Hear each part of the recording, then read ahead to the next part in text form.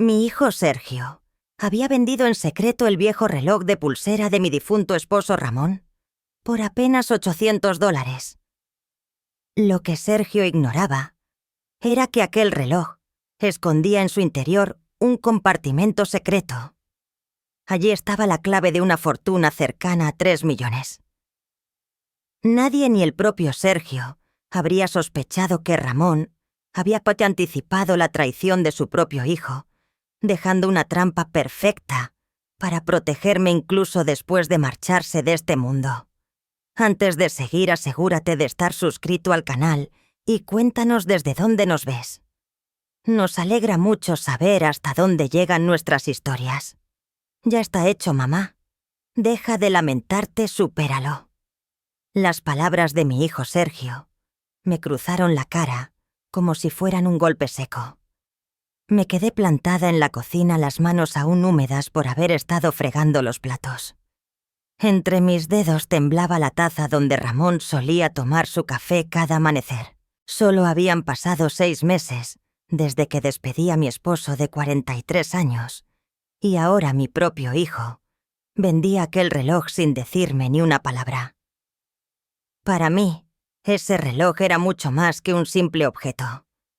Ese reloj era el hilo que me conectaba a él, el ritual silencioso de cada día, en el que Ramón lo ponía en hora, como si así mantuviera vivos los latidos de nuestro amor de toda la vida. De verdad, mamá, ya supéralo. Solo es un reloj, dijo Sergio, recargándose en la barra de la cocina como si la casa le perteneciera.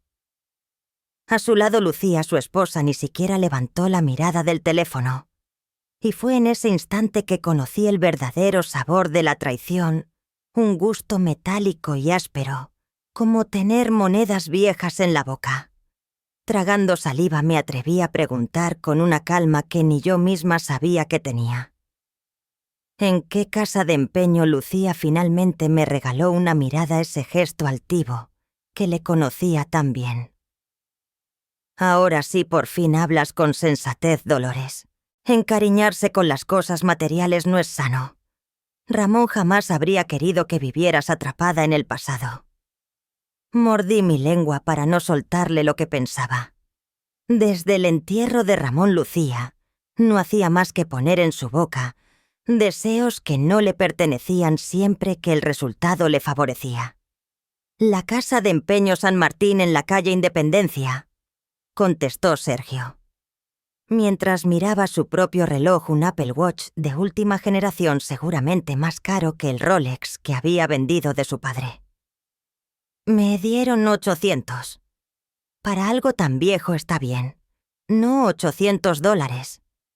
Por un Rolex Submariner de 1978, el mismo por el que Ramón ahorró durante meses haciendo turnos dobles, justo cuando Sergio nació. Ese reloj había acompañado a Ramón todos los días de nuestro matrimonio, salvo el último, cuando el hospital me lo devolvió en una bolsa de plástico junto con su anillo de bodas. Ese reloj vale al menos 3.000, respondí sintiendo la rabia subirme por el cuerpo. Lucía soltó una risita desdeñosa. ¿En qué mundo, Dolores, si ni funcionaba bien? Yo era la que cada día le daba cuerda, la que mantenía vivo el tiempo y el recuerdo de Ramón. Pero ellos nunca lo comprenderían. Sergio y Lucía vivían en un mundo donde todo tenía precio, pero nada tenía valor ni historia.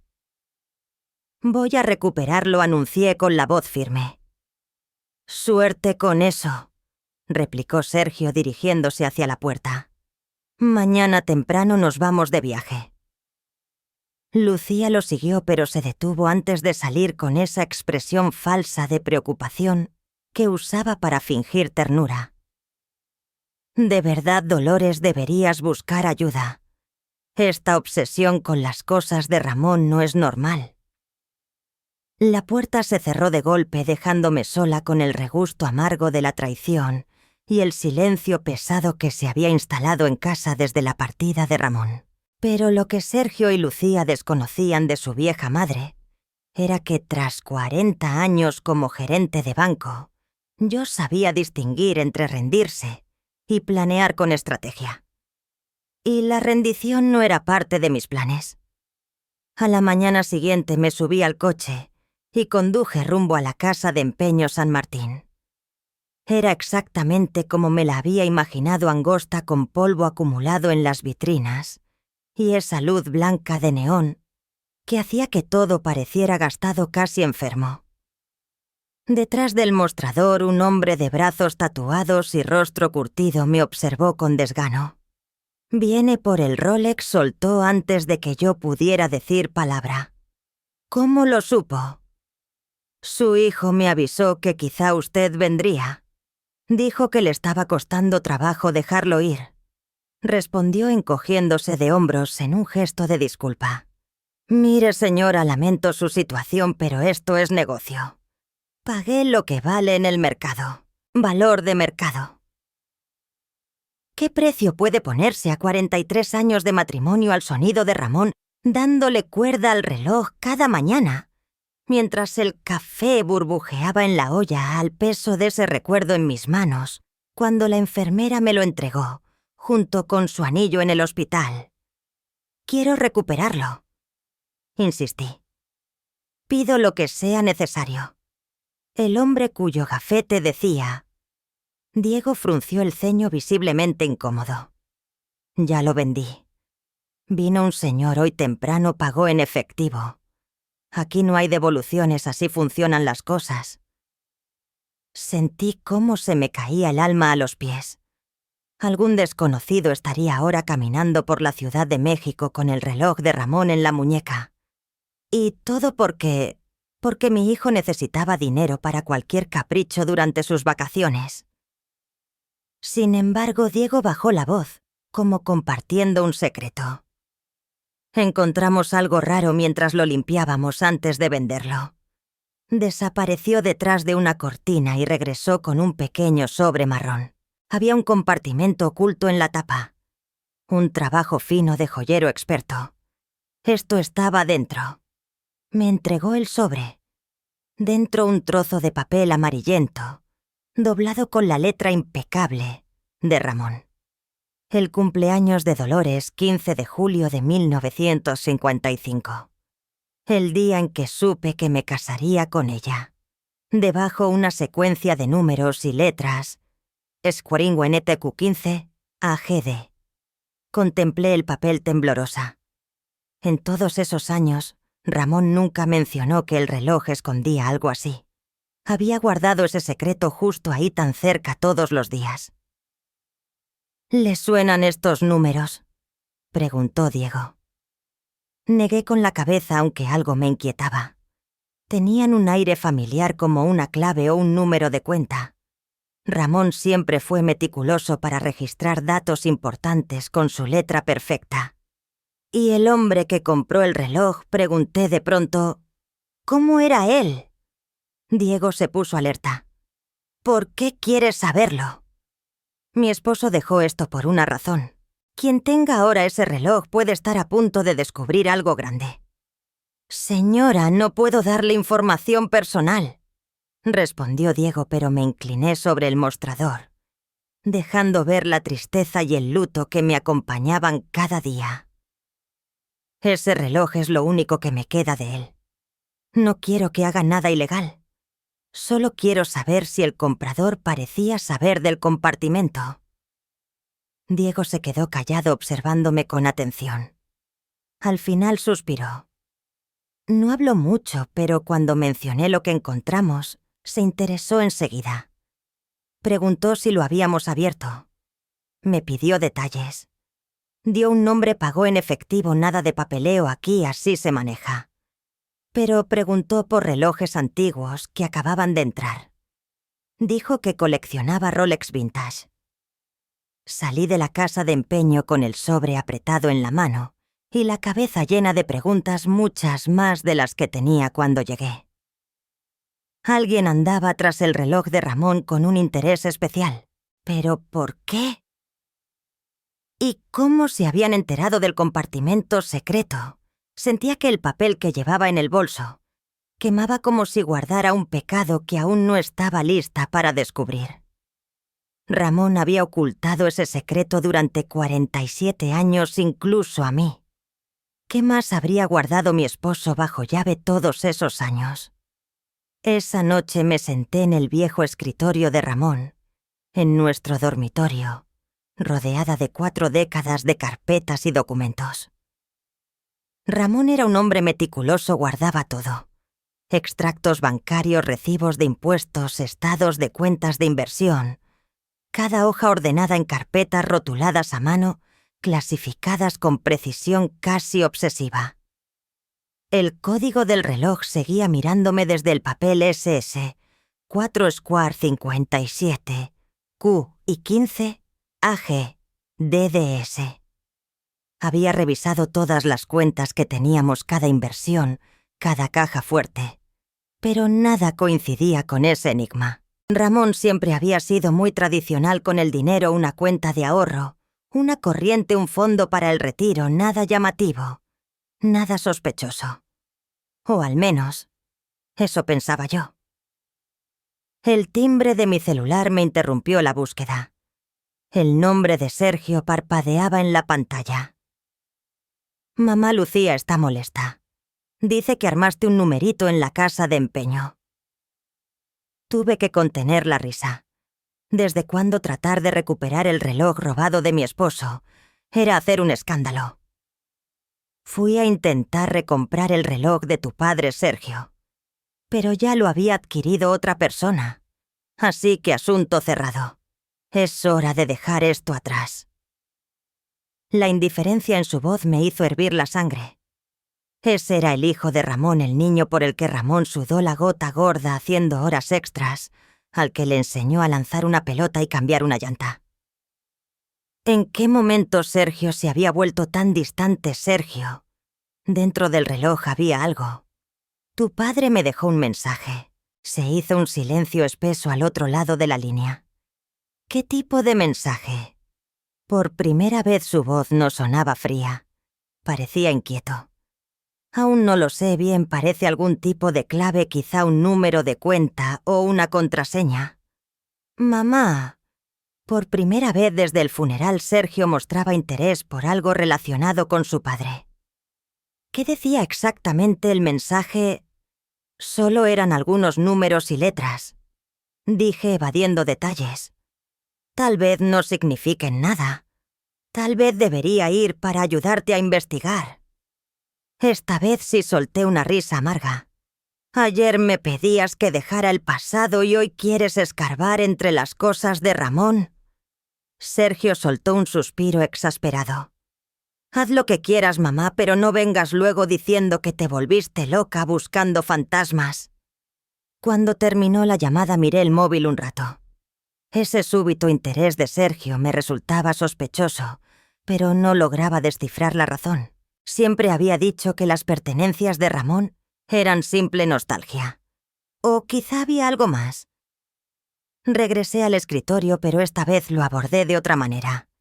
En vez de buscar cuentas o inversiones, traté de identificar patrones. Ramón había trabajado como contador antes de jubilarse. Todo en su vida seguía una lógica y un sistema. SS tal vez significaba seguro social. El de Ramón empezaba con 457, pero el papel tenía 4. QI podría referirse a ciudad universitaria o quizá Ciudad de México, algo relacionado con documentación oficial. Ki 15 AG me detuvo. AG podía ser agosto, el 15 de agosto. Era nuestro aniversario de bodas. DS. Esas sí las reconocí de inmediato, mis iniciales. Dolores Silva. Prendí la laptop y me puse a indagar. Muchas cuentas bancarias en México o en el extranjero empleaban códigos similares, igual que las inversiones offshore. 3 horas después lo hallé. Secure Solutions Investment Management, con oficinas principales en las Islas Caimán. El sitio web era sobrio y profesional, claramente orientado a clientes con grandes fortunas en busca de privacidad y protección para su dinero. Al intentar acceder a la cuenta, la página pedía un número de cliente y una contraseña. Con las manos temblando escribí S-715 AGDs en el campo correspondiente. Apareció un mensaje. Número de cuenta válido. Ahora solo faltaba la contraseña. Tenía que ser algo que únicamente yo pudiera adivinar, algo que Ramón estaba seguro de que descubriría. Probé nuestra fecha de boda, la dirección de la casa, mi fecha de nacimiento, pero nada funcionó. Entonces recordé la frase escrita a mano. El cumpleaños de Dolores. 15 de julio de 1955. El día en que supe que me casaría con ella. No era mi cumpleaños real. El 15 de julio era el día en que nos habíamos conocido en una fiesta bajo los árboles del bosque de Chapultepec. Ramón siempre decía que aquella noche, en cuanto me vio, supo que algún día sería su esposa. Tecleé 0755, contuve la respiración y... acceso concedido. La pantalla que apareció a continuación me dejó sin aliento. Saldo actual de la cuenta 2, 847... Ramón había ocultado casi $3 millones durante todo nuestro matrimonio. Me quedé observando la cifra como si los dígitos se grabaran a fuego en mis ojos. 2,8 millones en una cuenta, de la que jamás tuve idea, en un banco, cuyo nombre ni siquiera me sonaba. Todo ese dinero guardado por un hombre que me hizo creer, durante 43 años, que vivíamos ajustados, ahorrando peso tras peso. Cada discusión sobre las cuentas, cada vez que yo recortaba cupones, compraba solo lo esencial en el mercado o remendaba las camisas gastadas de Ramón, en vez de comprar nuevas. Todo eso mientras él mantenía una fortuna fuera de mi alcance. Lo primero que sentí fue enojo. Un enojo ardiente y áspero por las mentiras, por la traición silenciosa, por pasarme la vida temiendo no tener suficiente para la vejez, mientras Ramón levantaba un patrimonio secreto. Pero enseguida revisé el historial de la cuenta. El primer depósito se hizo en 1982, 3 años después de que Sergio nació. 5.000 olas. La nota decía: inversión inicial de herencia. Ramón jamás mencionó ninguna herencia. Pasé por los registros año tras año, todos los depósitos eran pequeños: 500 aquí, 1.000 allá. Aportes constantes que de pronto explicaban la obsesión de Ramón por controlar hasta el último peso de la casa. No era que estuviera guardando dinero de nuestros ingresos, sino que había estado creando un fondo aparte poco a poco. Los depósitos siguieron hasta 2008, cuando de pronto aumentaron. Ya no eran cientos, sino 10.000, 20.000 de golpe. La explicación de esos depósitos me heló el alma. Liquidación de inmuebles, propiedades en la Ciudad de México. Ramón había comprado y vendido bienes raíces sin que yo lo supiera. Propiedades que jamás visité. Inversiones de las que nunca hablamos, negocios ocultos que lo convirtieron en un hombre adinerado. ¿Cómo puede una convivir más de 40 años con alguien y no enterarse de nada? Exploré la sección de mensajes y encontré una carpeta titulada «Dolores solo para acceso de emergencia». Dentro había un archivo de video enviado apenas 3 meses antes de que Ramón muriera. Dudé antes de darle play. Fuera lo que Ramón tenía que decir sobre su secreto, no sabía si estaba lista para escucharlo, pero sola en medio de la noche, comprendí que no tenía más remedio. Mi propio hijo había robado la única pista para desentrañar este misterio, y sin embargo de repente yo era rica de una manera que jamás habría imaginado. Fuera cual fuera la verdad, necesitaba respuestas. El rostro de Ramón apareció en la pantalla, luciendo más envejecido y agotado de como lo recordaba. Ramón apareció sentado en su despacho. Seguramente había grabado ese mensaje en un rato, libre del trabajo, tal vez durante la comida. Dolores, si estás viendo esto es porque yo ya no estoy contigo. Y entonces noté algo extraño en su mirada. Su voz seguía siendo la de siempre, firme y tranquila, pero los ojos cargados de una melancolía que rara vez le vi en vida. Ojalá nunca hubieras tenido que abrir esta cuenta. Mi deseo era que envejeciéramos juntos y que algún día durante la cena te hablara de esto tranquilamente. Se detuvo un momento llevándose la mano al rostro, con ese gesto suyo, cuando le preocupaba algo importante. Este dinero no es mío, amor. Viene de mi padre, quien lo guardó antes de fallecer en el 81. Me hizo prometer que lo mantendría en secreto protegido y que solo lo usaría si alguna vez nuestra familia estuviera en un verdadero peligro. Recordaba bien cuando el padre de Ramón murió. Sergio tenía apenas 2 años y Ramón quedó deshecho por la pérdida. Por entonces yo pensé que la herencia era pequeña suficiente para saldar la hipoteca. Claramente había mucho más. Mi padre vio lo que la crisis económica puede hacer a las familias, prosiguió Ramón, en el video cómo la seguridad puede desaparecer de un día para otro. Quiso garantizar que sus nietos estuvieran protegidos, pase lo que pase. Por un instante sentí que Ramón me miraba directamente a los ojos desde la pantalla como si estuviera sentado ahí junto a mí, en la cama. He invertido el dinero con prudencia siguiendo siempre la ley. Todo está documentado. No toqué el capital. Solo reinvertí y dejé que creciera. Pero esta cuenta Dolores era un seguro. Solo para emergencias. El video continuó con Ramón explicando detalles, cómo funcionaba la cuenta, las inversiones, las precauciones legales que había tomado para blindarla. Pero yo me quedé pensando solo en una frase suya. Ojalá nunca hubieras tenido que abrir esta cuenta. Ramón había fallecido de un infarto en la oficina de manera abrupta, sin ninguna advertencia previa. ¿Cómo podía saber él que algún día yo necesitaría ese dinero? ¿Y si el peligro del que hablaba no era tan imprevisto como parecía?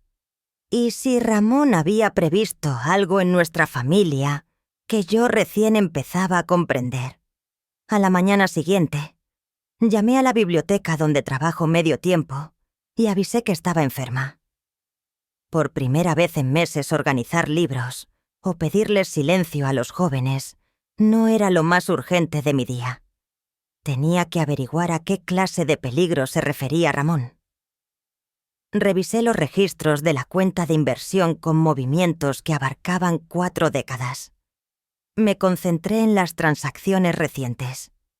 La última hecha por Ramón, apenas 2 semanas antes de morir, $25.000 con la nota venta de propiedad, liquidación de emergencia. Liquidación de emergencia. Ramón estaba transformando bienes en efectivo poco antes de morir. Me pasé la mañana analizando cada compraventa de inmuebles realizada por Ramón. Resulta que el hombre con el que compartí 43 años, había sido en secreto casi un magnate inmobiliario vendiendo y comprando propiedades en toda la Ciudad de México con dinero que nunca supe que existía. Pero lo que de verdad me paralizó fue descubrir un patrón. Cada inmueble vendido en el último año había terminado en manos de un solo comprador, una compañía llamada Inversiones Silva SRL DCCB. Silva, igual que el apellido de Sergio. De inmediato tomé el teléfono y llamé a mi sobrino Fernando, que sabía de bienes raíces mejor que nadie. Tía Dolores, ¿cómo se encuentra bien, hijo? Oye, necesito que me ayudes con algo. ¿Has oído hablar de una empresa llamada Inversiones Silva SDRL DCB? Fernando tardó unos segundos en contestar. La conozco, sí. Últimamente han estado bastante activos comprando propiedades en las mejores zonas, siempre pagan en efectivo y no pierden tiempo. ¿Por qué? ¿Sabes quién está detrás de esa empresa?, le pregunté a Fernando. Dame un rato y lo averiguo, contestó.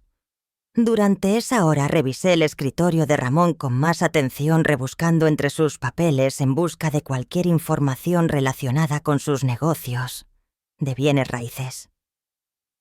Al fondo del archivo, detrás de montones de declaraciones fiscales de 4 décadas, encontré una carpeta rotulada como pólizas de seguro. Pero dentro no había pólizas, sino contratos, escrituras y cartas sobre las inversiones de Ramón.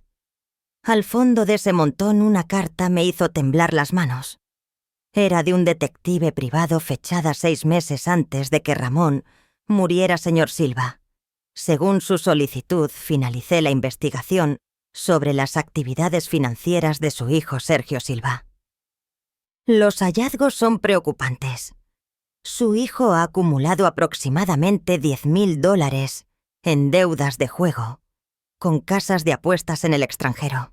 También ha solicitado varios préstamos de interés altísimo a nombre de su negocio, presentando datos falsos sobre sus ingresos y patrimonio. Lo más alarmante es que Sergio ha estado haciendo consultas sobre su propiedad.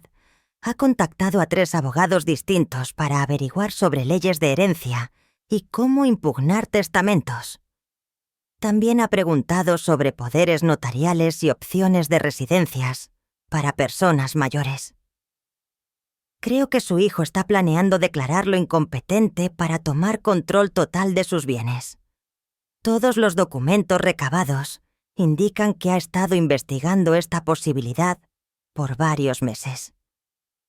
Le recomiendo tomar medidas inmediatas para proteger su patrimonio y asegurar el bienestar de su esposa. Atentamente, Tomás Hernández, detective privado. El teléfono sonó. Era Fernando. Tía Dolores no lo va a creer. Inversiones Silva SRL DCB. Es de Sergio Silva. Sí, su Sergio. Cerré los ojos. Por fin todo tenía sentido. Ramón no me ocultaba dinero a mí, lo estaba protegiendo de Sergio. Cada venta de inmueble, cada depósito, cada movimiento de emergencia era parte del plan de Ramón para poner los bienes fuera del alcance de nuestro hijo. Ramón había descubierto que su propio hijo tramaba despojarnos de todo, pero falleció antes de poder advertirme. Solo dejó el compartimento secreto en el reloj como pista para que yo pudiera desenredar la verdad. Sergio no había robado el Rolex de Ramón por dinero para unas vacaciones. Lo había hecho porque buscaba lo mismo que yo. Acababa de hallar el acceso a la fortuna secreta de su padre. Y ahora, sabiendo que yo había encontrado algo en el reloj, Sergio no se detendría hasta saber de qué se trataba. Todavía estaba sentada en la silla de Ramón con el informe del detective en la mano, cuando oí la llave de Lucía abriendo la puerta principal. Tenía una copia desde el funeral, supuestamente para visitarme cuando Sergio no estaba. Ahora entendía que su verdadera intención era vigilar los bienes de Ramón. «Dolores, ¿estás aquí?» La voz de Lucía resonó por la casa con esa dulzura falsa tan suya. Sergio y yo pasamos antes de irnos al aeropuerto. De inmediato oculté el informe del detective y cerré la sesión de la cuenta offshore en la laptop. Lo que sea que Sergio y Lucía planearan, tenía que descifrar sus reglas antes de mostrar mis cartas. Desde la habitación respondí en voz alta. Al poco rato aparecieron ambos en la puerta, Sergio, con una maleta pequeña, y Lucía vestida como para unas vacaciones de lujo. Sus gafas de sol de marca debían costar más que la renta de todo un mes. «Solo vinimos a despedirnos», dijo Sergio, aunque sus ojos no dejaban de recorrer el escritorio de Ramón, observando cada papel que tenía delante. «¿En qué estás trabajando?» «Ordenando las cosas de tu padre», respondí fingiendo normalidad.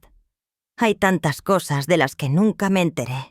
Lucía se acercó enfocando su mirada en la pantalla de mi laptop.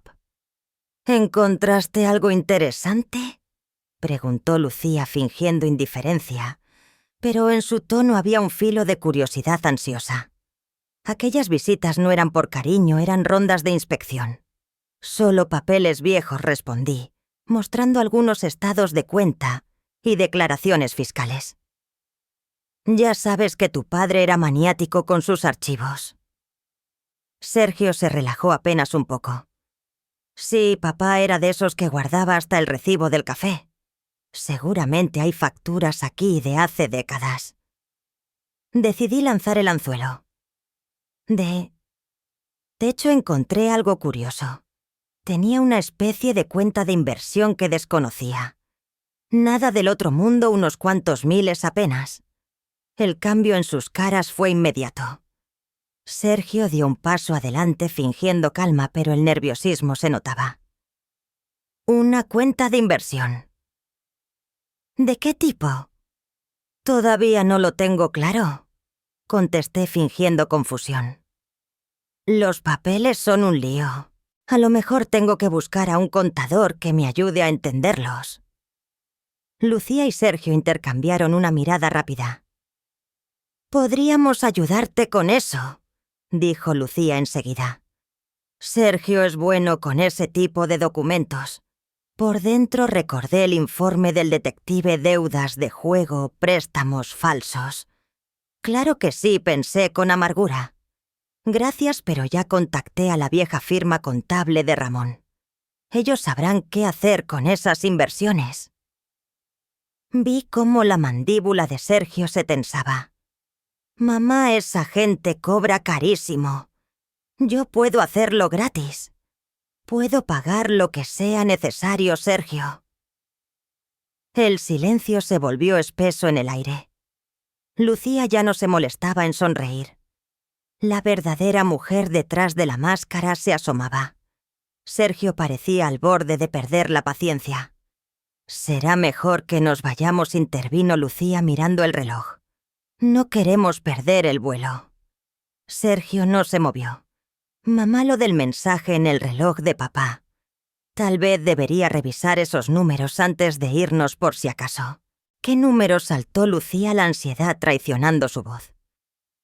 Sergio le lanzó una mirada que la mandó callar. Mamá encontró un código en el reloj. Seguro no es nada, pero... Ahora Lucía estaba totalmente alerta, el aire de vacaciones evaporado por completo. ¿Qué clase de código? Insistió. Me levanté despacio mirándola directamente, del tipo que no te incumbe. El rostro de Lucía se encendió de rabia. Perdona, te escuchaste bien. Lo que Ramón me dejó fue un mensaje personal. ¿Personal? ¿Entiendes? Sergio se metió en medio con ese tono paternalista que siempre había detestado. Mamá, somos familia, no hace falta andar con secretos. Secretos. Por poco me río de la ironía. Secretos como las deudas de juego o la empresa con la que has estado comprando propiedades con dinero ajeno. Vi cómo el color desaparecía del rostro de Sergio. La boca de Lucía quedó entreabierta. No sé de qué hablas, balbuceó Sergio, la voz ahora vacilante. Inversiones Silva SRL de CB, ¿te suena? Ambos se pusieron pálidos. Ramón lo sabía todo, Sergio. No te faltó detalle. Lucía fue la primera en reaccionar, la voz dura y cortante. Estás loca, vieja. No sabes nada. Sé que tu marido debe $10,000 a casas de apuestas fuera del país. Sé que ha estado buscando la forma de declararme incapaz para adueñarse de lo nuestro. Y sé que lleva meses planeando esto. Sergio se apoyó en el marco de la puerta derrotado. ¿Cómo? Musitó apenas audible. Tu padre contrató a un detective privado. Cada deuda, cada mentira, cada intento de traición está documentado. Fui al escritorio, tomé el informe y lo levanté para que Sergio pudiera leer el encabezado. Lo vi blanquear al reconocerlo. Ramón me protegió de ti incluso después de muerto. Ese código que tanto te interesa es la llave para más dinero del que jamás soñaste. Dinero que nunca será tuyo. Lucía le tomó el brazo a Sergio susurrando. Tenemos que irnos ahora. Pero Sergio me miraba de un modo distinto, casi como si finalmente me reconociera.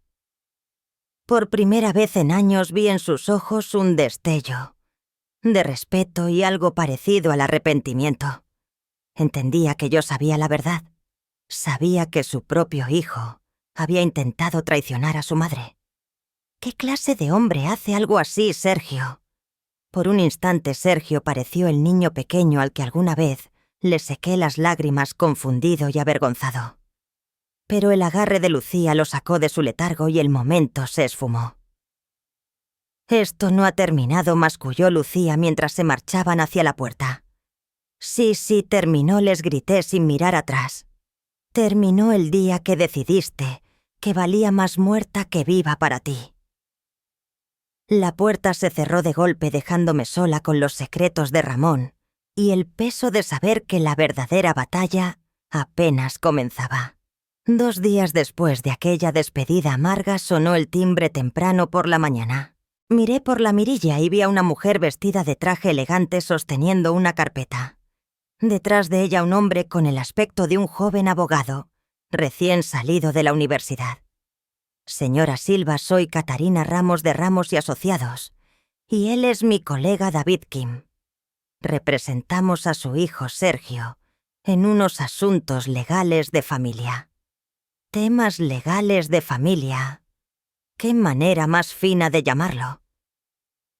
Abrí la puerta, pero no los invité a pasar. «¿En qué puedo ayudarles?» Catarina sonrió esa sonrisa profesional que debe costar una fortuna por hora. «Señora Silva, su hijo está preocupado por su bienestar. Nos pidió hablar con usted sobre algunas alternativas que podrían beneficiar a todos». David se adelantó tableta en mano. «Entendemos que quizá haya descubierto cuentas que su difunto esposo tenía reservadas. Sabemos que sus intenciones eran buenas, pero la gestión de inversiones complejas puede ser abrumadora, especialmente mientras atraviesa un duelo. Abrumadora. Como si no hubiera llevado yo sola la economía de la casa durante 40 años, mientras Ramón jugaba al magnate». «Agradezco su preocupación», dije cortante, «pero puedo encargarme perfectamente de mis cosas». La sonrisa de Catarina no se desdibujó ni un segundo. «Por supuesto, pero considere esto su hijo. Podría aligerar esa carga. Hemos preparado unos documentos para que Sergio obtenga poder notarial temporal sobre sus decisiones financieras», añadió David. «Solo hasta que usted se recupere». Justo lo que el detective privado de Ramón había predicho. Temporalmente pregunté. «¿Y quién decide cuándo termina ese periodo?» David y Catarina cruzaron una mirada. «Eso quedaría que criterio». Naturalmente respondí retrocediendo hacia la puerta. «Pues creo que esta conversación ha terminado». La voz de Catarina se afiló un poco. «Su hijo está listo para presentar una solicitud en el juzgado para evaluar su competencia mental. Le preocupa que haya tomado decisiones financieras erráticas», agregó David, «como acceder a cuentas offshore o realizar transferencias internacionales sin asesoría profesional. Para quien no conoce el contexto, puede parecer que usted no está pensando con claridad. La amenaza era tan transparente como el cristal. O firmaba ese poder o intentarían declararme incapaz. ¿Saben qué es lo curioso de las amenazas?», dije apoyándome en el marco de la puerta. «Solo funcionan si la persona amenazada no tiene mejores abogados». Por primera vez la sonrisa de Catarina vaciló. «Le ofrezco una disculpa, señora Silva. Le dije a la abogada que podía informarle a mi hijo que su plan no iba a salir como esperaba. Ramón me dejó mucho más que dinero, me dejó protección». Cerré la puerta en sus narices y sin perder tiempo marqué el número que había encontrado en los archivos secretos de Ramón. Al segundo tono contestó Tomás Hernández, el detective privado. Señor Hernández, habla Dolores Silva, la viuda de Ramón Silva. Señora Silva, justo esperaba su llamada. Ramón me advirtió que quizás llegaría este día. Así fue. Ramón, 6 meses antes de morir, le había pedido que preparara un paquete legal integral por si alguien intentaba cuestionar mi competencia o reclamar sus bienes. Todo está listo para actuar, afirmó Tomás. Su marido fue muy previsor incluso después de partir. ¿Listo hasta qué punto?, pregunté. Señora Silva, cuando presente las pruebas de las deudas de juego de su hijo, los fraudes bancarios y los intentos de manipular a un adulto mayor, Sergio tendrá suerte si no termina enfrentando cargos penales. Por primera vez en mucho tiempo sonreí de verdad. Señor Hernández, creo que es hora de hacer unas cuantas llamadas importantes. La oficina de Tomás estaba en un edificio elegante del centro con todo el aspecto de bufete caro. Me senté frente a él y repasamos el dossier de defensa que Ramón había dejado preparado. Fue entonces cuando comprendí que mi esposo había planeado este enfrentamiento desde mucho antes de morir. Su marido era meticuloso, comentó Tomás extendiendo papeles sobre su escritorio de caoba. Hay estados bancarios que muestran pérdidas de juego de Sergio, grabaciones de audio, donde discute declararla incapaz, incluso fotos reuniéndose con abogados especializados en herencias. Grabaciones de audio. Tomás asintió serio. Ramón empezó a sospechar y el año pasado puso micrófonos en su propia casa, lo cual es perfectamente legal. Así pudo registrar cada conversación de Sergio y Lucía en la cocina estos últimos meses. Recordé de golpe todas esas charlas llenas de comentarios mordaces sobre mi salud mental cada vez que evaluaban los bienes de Ramón, cada broma cruel sobre internarme en un asilo. Ramón lo había oído todo. Y aún hay más, añadió Tomás. También tenemos pruebas de que Lucía Cassomea ha estado aislándola poco a poco de familiares y amigos, contando a la gente que usted ya no está bien y necesita supervisión. Todo cobraba sentido. Por eso mi cuñada había dejado de llamarme, los vecinos me miraban raro y mis amigas del club de lectura me trataban con lástima. Lucía Biagineo había orquestado una campaña silenciosa para debilitarme socialmente y allanar el camino a la jugada legal de Sergio. ¿Qué tan sólida es la evidencia suficiente para anular cualquier intento de declararla incapaz y quizá para que ambos acaben en prisión por abuso de adultos mayores e intento de fraude?, afirmó Tomás, levantando una carpeta gruesa. Pero hay algo más. Ramón dejó instrucciones muy claras si alguna vez usted debía usar la cuenta offshore. Me entregó un sobre sellado, mi nombre escrito con la letra pulcra de Ramón. Dentro una carta fechada una semana antes de su muerte. Mi querida Dolores, si estás leyendo esto, es porque Sergio finalmente mostró su verdadera cara y has encontrado la cuenta que construí durante 40 años. Lamento no habértelo contado antes, pero tenía que protegerte de Sergio hasta que fuera el momento justo. Ese dinero no es solo una herencia, es justicia. Cada centavo salió de inversiones que hice aprovechando información que Sergio creía mantener oculta. Cuando comenzó su negocio inmobiliario se jactaba de sus contactos y de tener inversiones garantizadas. Lo que Sergio jamás imaginó fue que yo estaba atenta y con el dinero que él ni siquiera sabía que existía, invertía en las mismas oportunidades que él alardeaba haber descubierto. Sin saberlo, Sergio fue el arquitecto de su propia caída. Por cada propiedad que él compraba y vendía, yo adquiría 3 más en la misma colonia. Por cada sugerencia de acciones que comentaba yo, utilizaba el capital de la herencia original para invertir. La cuenta offshore surgió porque su propia codicia fue el instrumento que usé contra él. Ahora te toca a ti hacer lo mismo. Tomás tiene instrucciones claras para ejecutar las transferencias de la cuenta en cuanto lo pidas. Al leer esta carta tendrás independencia financiera absoluta, dinero que Sergio jamás podrá tocar, pero lo más importante, tendrás el poder de decidir cómo termina esta historia. Puedes elegir perdonarlo, ayudarlo pese a su traición y esperar que algún día cambie. O puedes dejar que enfrente las consecuencias de querer despojar a su propia madre. La decisión es tuya, amor mío. Siempre lo fue. Por siempre tuyo, Ramón. Dejé la carta sobre la mesa temblando. Ramón no solo me protegió de Sergio, construyó su caída usando sus propias trampas y ambiciones en su contra. ¿Está lista para continuar?, preguntó Tomás mirándome con seriedad. Pensé en Sergio cuando era niño, su carita llena de ilusión en su primer día de clases.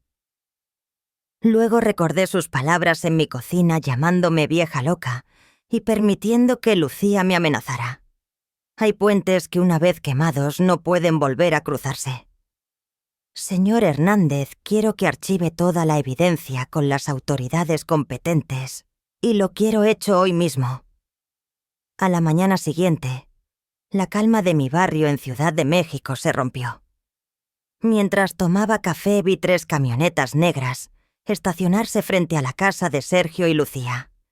Hombres con chaquetas oficiales empezaron a sacar cajas y computadoras. El teléfono sonó. Mamá, la voz de Sergio temblaba desesperada. ¿Qué hiciste? Me defendí, contesté tranquila observando desde la ventana mientras los agentes revisaban todo. Lo que tú deberías haber hecho por tu familia en vez de intentar robarnos. No entiendes, esto nos va a destruir. Ustedes se destruyeron solos. Yo solo documenté la verdad. La voz de Lucía irrumpió furiosa, vieja, resentida y vengativa. Ayudarme, repliqué helada.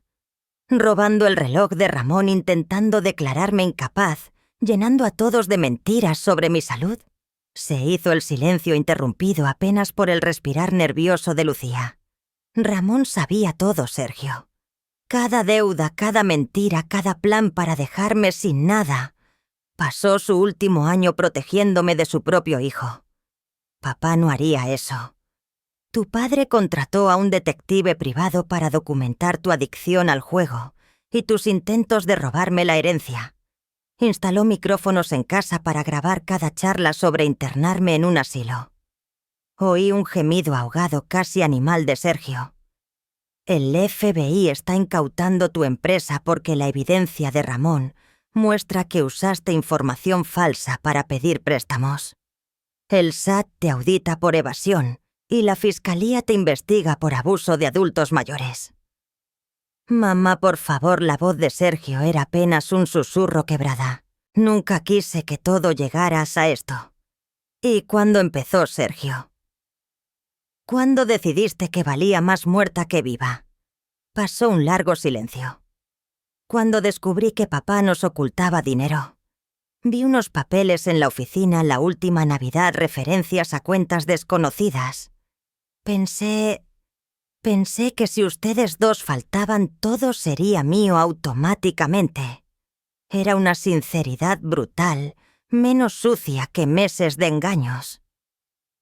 Te equivocaste, le dije con frialdad.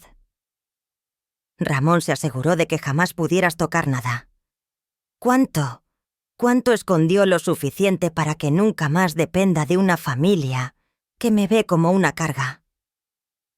Colgué el teléfono y desde mi ventana observé cómo los agentes escoltaban a Sergio y Lucía hacia vehículos diferentes, mientras la justicia por fin alcanzaba a quienes tanto daño me hicieron. Lucía gritaba a los agentes amenazando con abogados y asegurando que demandaría a quien se le pusiera enfrente. Sergio, en cambio, parecía completamente derrotado, sin fuerzas para resistir. Mi teléfono volvió a sonar. Esta vez era la señora Patricia, mi vecina de toda la vida. Dolores, solo quería pedirte disculpas. Lucía me dijo que estabas perdiendo la memoria y yo le creí. Debí hablar contigo directamente. No pasa nada, Patricia. Lucía puede ser muy convincente. He escuchado que Sergio estaba planeando robarte. Miré la fotografía de Ramón sobre la repisa de la chimenea, recordando a ese hombre que logró protegerme incluso después de irse. Es cierto, pero todo eso ya terminó. 3 semanas después estaba sentada en la oficina de Tomás Hernández, revisando los documentos legales finales. Sergio y Lucía enfrentaban cargos federales por fraude. Su empresa había sido incautada y todos sus bienes congelados, en espera de la investigación. Justo esa mañana, sin embargo, llegó una visita inesperada. «Señora Silva, hay alguien aquí para usted», anunció la secretaria de Tomás. «Dice llamarse Ricardo Torres y que tiene algo que le pertenece».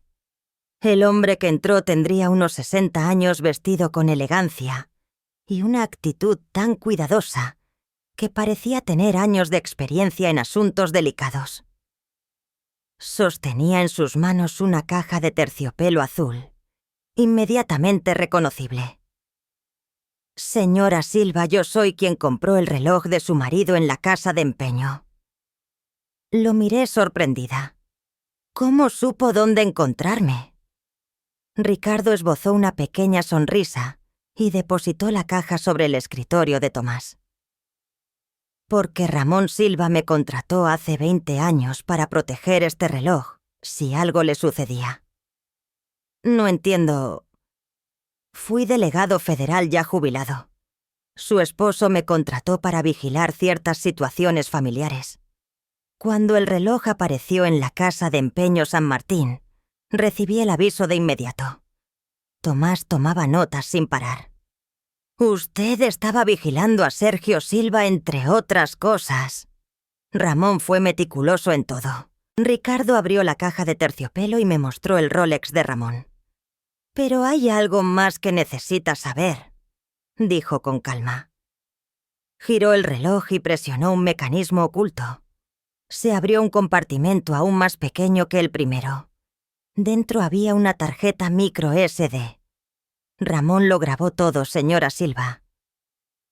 Cada conversación en la que Sergio hablaba de manipularla, cada reunión con abogados sobre declararla incompetente, cada discusión sobre qué hacer con sus bienes tras su ausencia.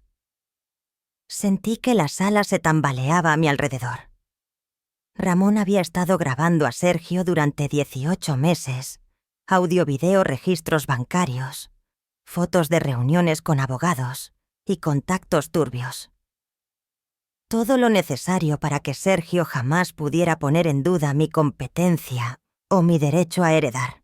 Ricardo introdujo la tarjeta en la computadora de Tomás. La pantalla se llenó de carpetas repletas de grabaciones de audio, videos, documentos y fotografías, incluyendo a Sergio, negociando con abogados y jugadores. Ramón me amó tanto que dedicó los últimos años de su vida a construir una defensa jurídica impenetrable contra su propio hijo. Pensé en los últimos meses de Ramón, lo cansado y preocupado que se veía.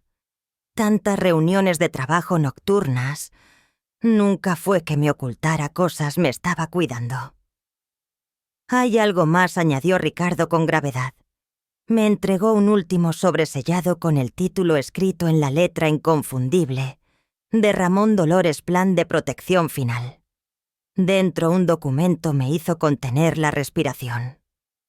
En caso de que Sergio Silva inicie una acción legal para declarar incompetente a Dolores Silva todos los activos a su nombre, incluyendo las propiedades de Inversiones Silva, S, de RLDCCB, serían transferidos de inmediato al Hospital Infantil de la Ciudad de México, a nombre de Sergio Silva.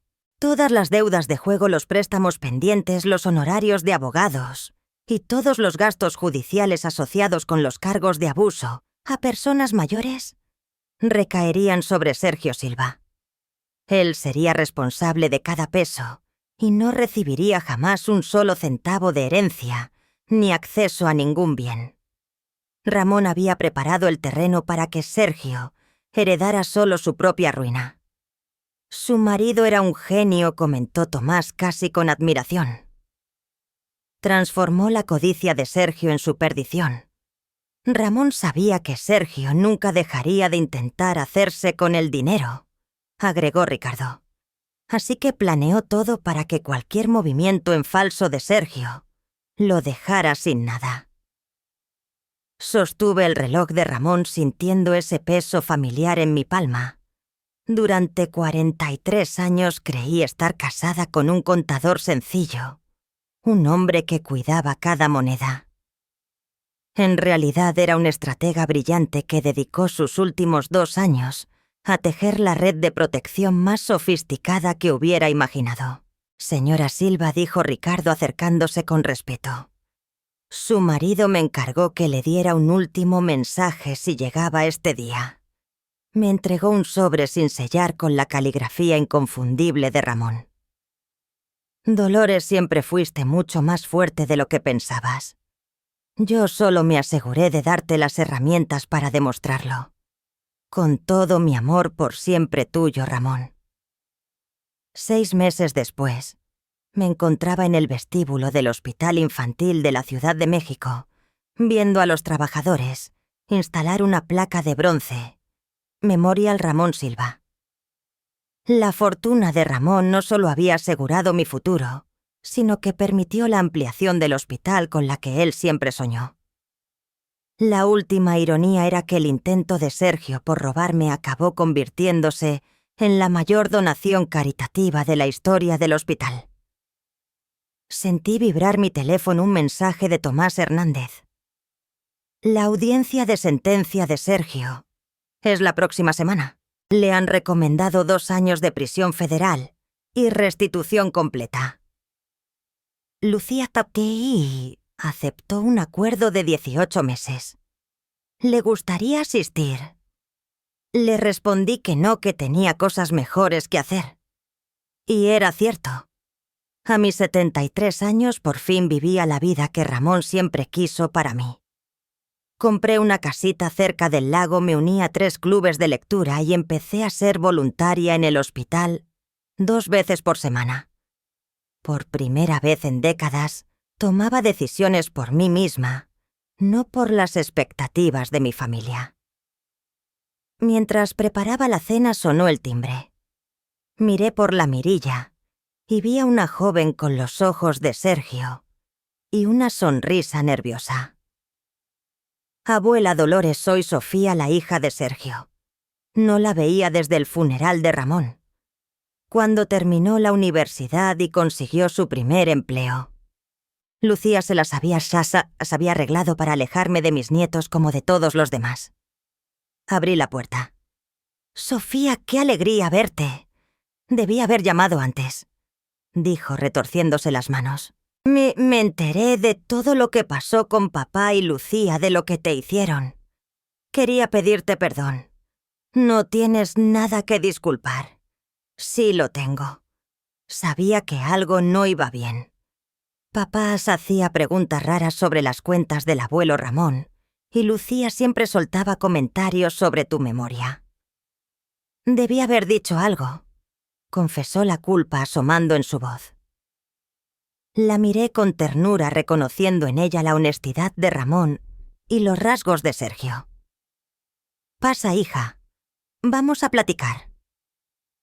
Durante la cena, Sofía me contó de su trabajo como maestra de primaria, de su compromiso con un joven doctor y de la culpa que sentía por los delitos de su padre. «Creo que debería visitarlo en la cárcel», me dijo con los ojos llenos de conflicto, «pero me cuesta tanto perdonarlo después de lo que te hizo. Sentir enojo es normal, pero Sergio sigue siendo tu papá. ¿Cómo se puede no odiarlo?» Pensé en la carta de Ramón, en la elección entre el perdón y la justicia que me dio.